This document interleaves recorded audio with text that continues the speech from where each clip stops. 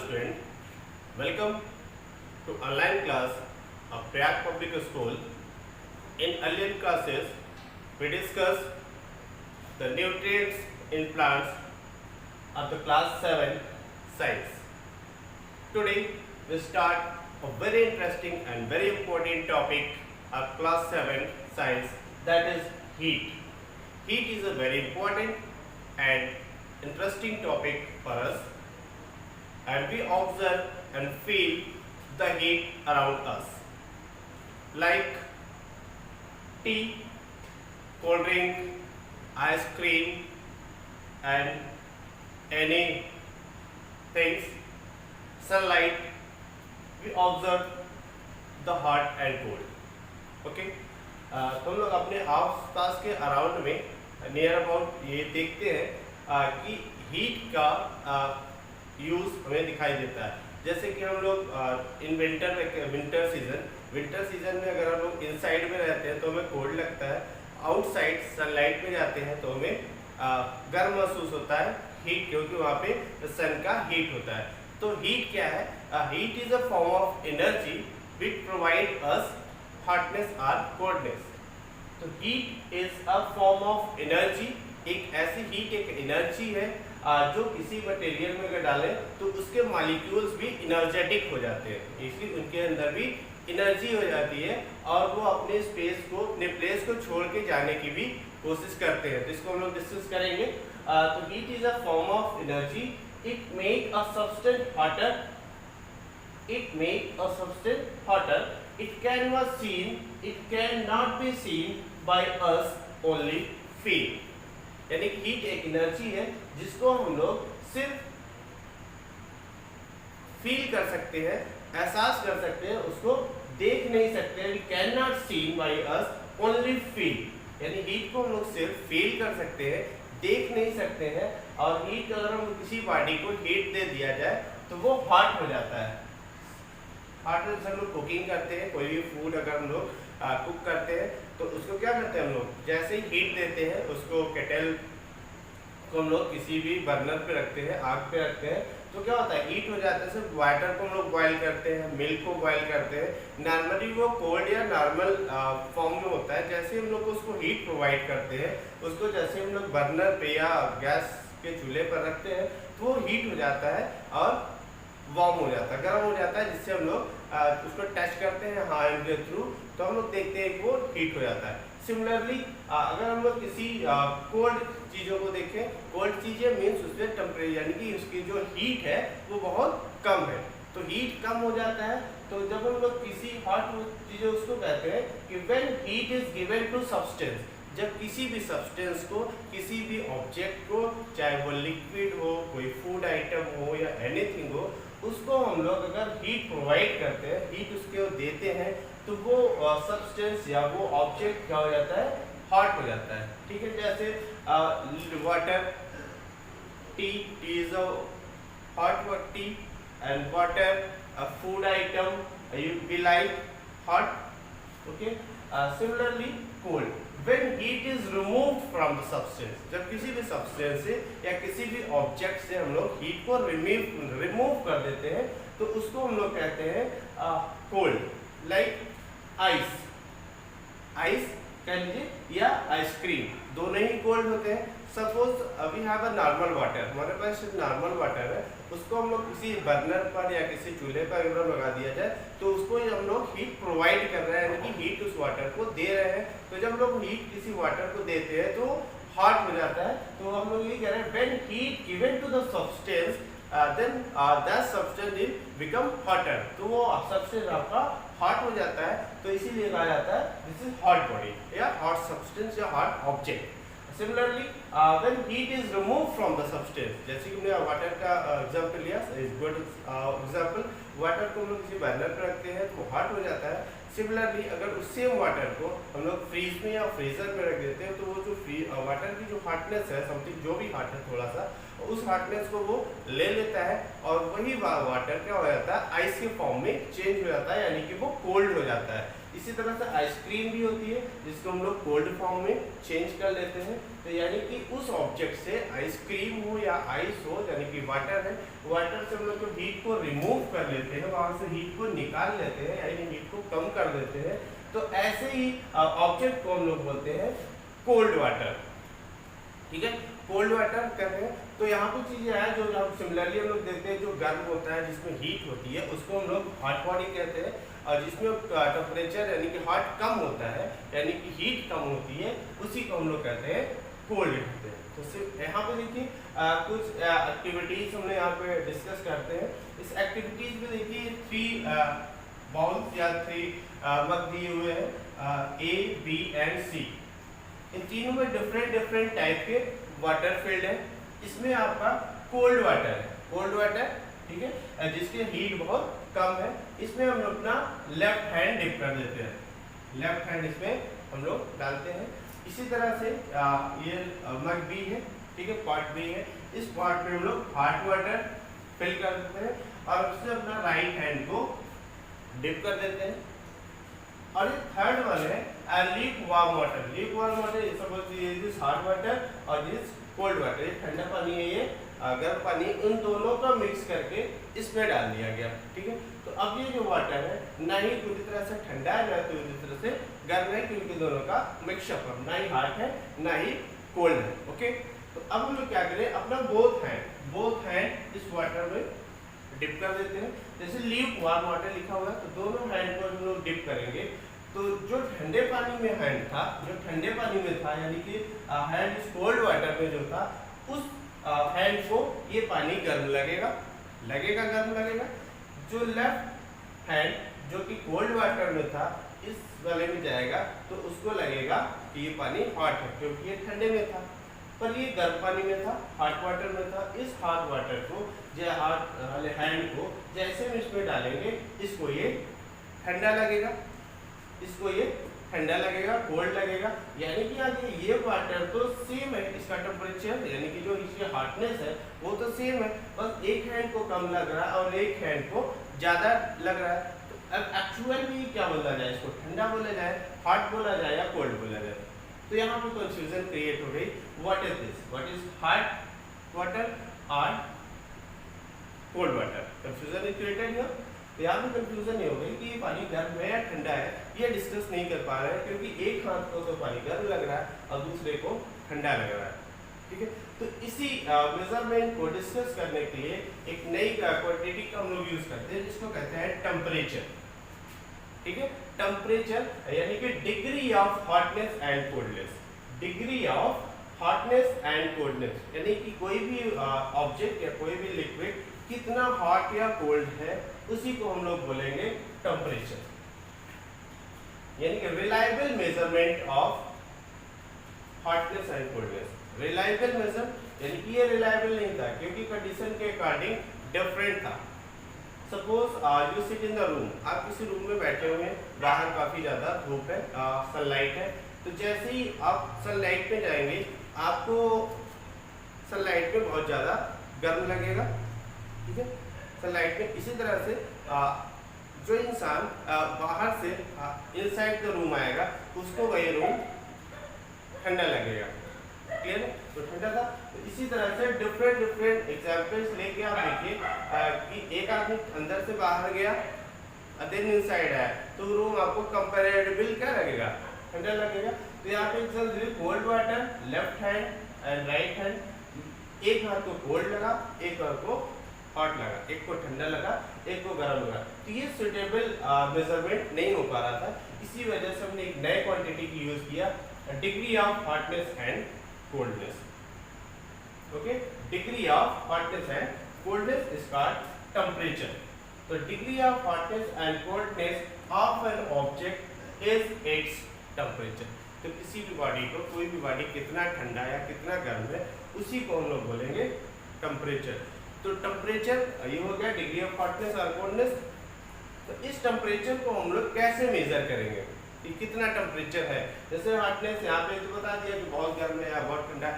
Actually अगर हम इनको जानना चाहें कि कितना ठंडा है या कितना गर्म है, कितना हॉट है या कितना कोल्ड है, तो उसको मेज़र करने के लिए हम लोग एक डिवाइस का यूज़ करते हैं या इंस्ट्रूमेंट का यूज़ करते हैं जिसको हम लोग बोलते हैं thermometer.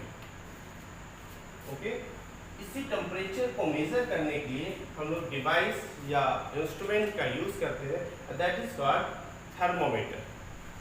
Clear? Thermometer is used to measure the degree of hotness or temperature. Okay? There are two type of thermometer. दो तरह के थर्मोमीटर यहाँ पे मिल रहे हैं, एक clinical thermometer and second is laboratory thermometer. Laboratory thermometer, clinical thermometer and laboratory thermometer. तो clinical thermometer जो हम लोगों ने अपने आसपास घरों में या किसी डॉक्टर के पास देखते हैं, इस क्लिनिकल थर्मोमीटर को डॉक्टर थर्मोमीटर भी बोला जाता है। क्लिनिकल थर्मोमीटर और डॉक्टर थर्मोमीटर, तो जो हम लोगों ने मेडिकल में देखा है, आज फीवर में हम लोग टेस्ट भी करते हैं, तो वो जो हम लोग देखते हैं वही आपका होता है क्लिनिकल थर्मोमीटर, जिसका जो रेंज होता है, टेम्परेचर रेंज जो होता है वो 35 degree Celsius to 42 degree Celsius होता है। ओके, तो clinical thermometer range from 35 degree Celsius to 42 degree Celsius. Okay, and laboratory thermometer is used in lab of your school and lab of your institutions या lab of science। Science की lab में इसको हम लोग use किया जाता है, जिसका जो रेंज होता है, इसका जो रेंज है, range is -10 degree Celsius to 110 degree Celsius. ये इसका रेंज है डिग्री सेल्सियस में। ठीक है, तो यानी कि यहाँ से हम लोग देख रहे हैं कि डिग्री सेल्सियस पर हम लोग देखते हैं कि जब हम लोग का थर्मामीटर से अपने फीवर को मेजर करते हैं तो फीवर इज नियर अबाउट 98, 99। ठीक है, और यहाँ पर बोला जा रहा है कि range 35 degree Celsius to 42 degree Celsius ही है। ठीक, इट मीन्स जो हमारा रेंज यूज किया जाता है 98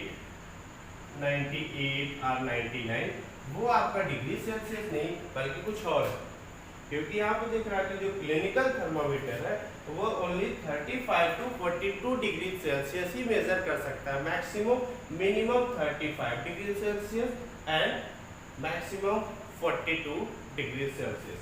ओके,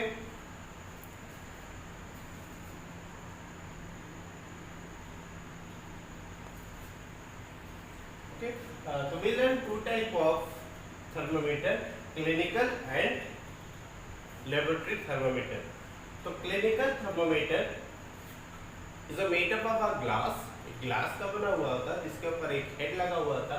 उस ग्लास के अंदर मर्क्यूरी के एक मर्क्यूरी फील्ड होता है, उसके अंदर मर्क्यूरी फील्ड होता है, इसके अंदर क्लिनिकल थर्मोमीटर के अंदर, जिसका range 35 degree Celsius to 42 degree Celsius हो सकता है, यानी कि मैक्सिमम जो ये मेजर कर सकता है टेम्परेचर को मिनिमम 35 डिग्री सेल्सियस मेजर कर सकता है and maximum 42 degree Celsius measure कर सकता है।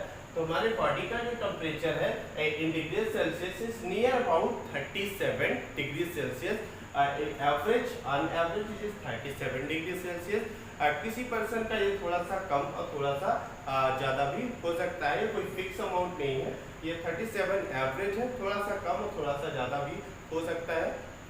ये आप अपने फैमिली मेम्बर्स के 5 to 10 मेम्बर्स का टेम्परेचर मेजर करके देखिए, थोड़ा थोड़ा डिफरेंस सभी का मिलेगा।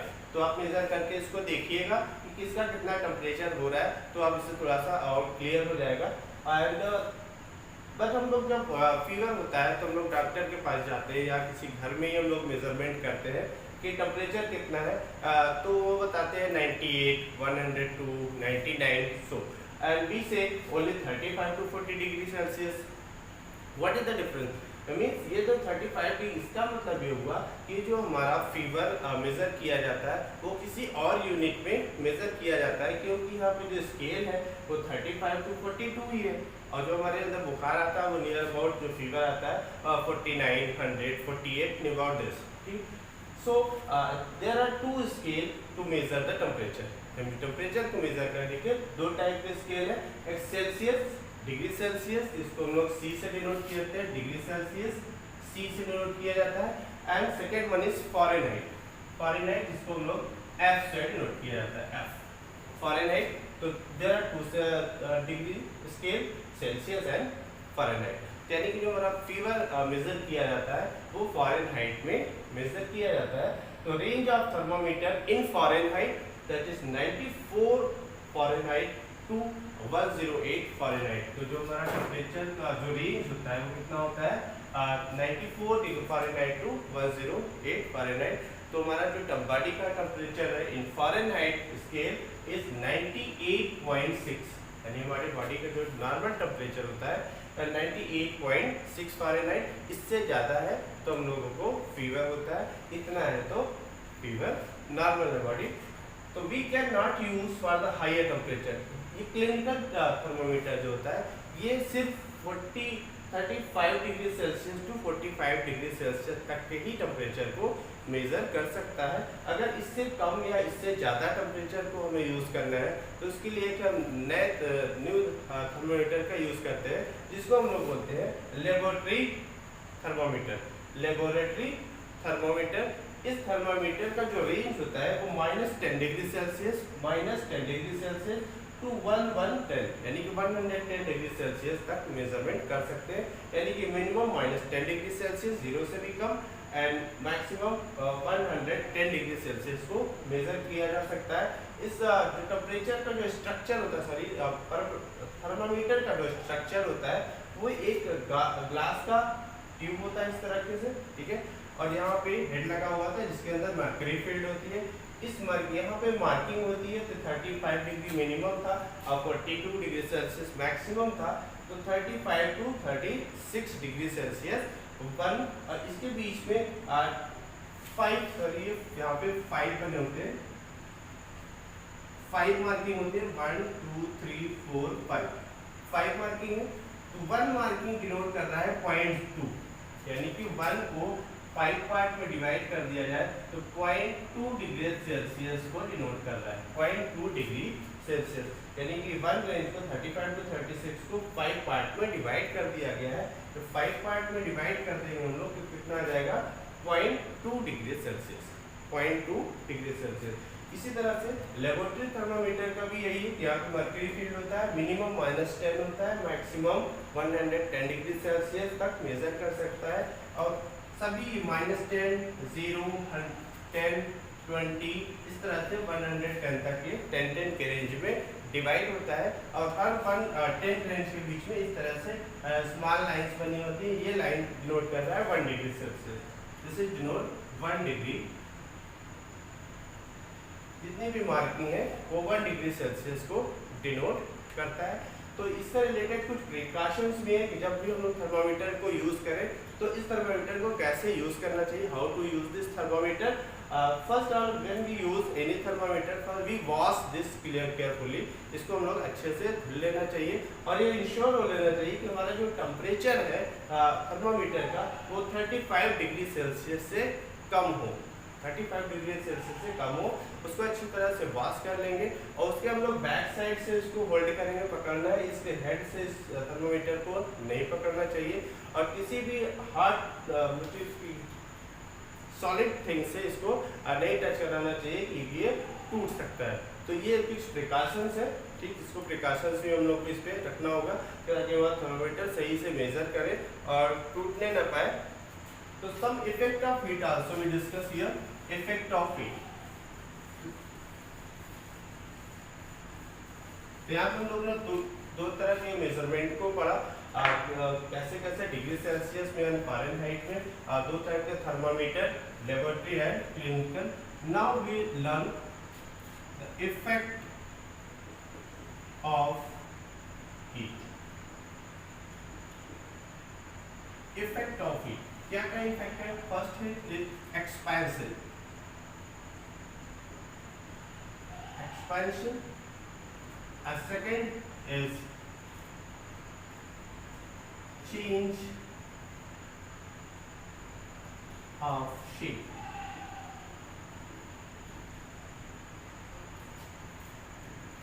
Expansion and change of shape.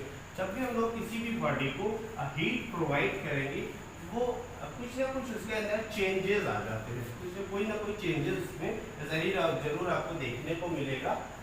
जब भी हीट करते हैं हम लोग उसको हीट देते हैं तो भी उसका शेप चेंज हो जाता है, और जब हीट उससे निकाल लेते हैं यानी कि जो आइस के फॉर्म में चेंज करते हैं तो भी वो क्या होता है उसका शेप चेंज हो जाता है।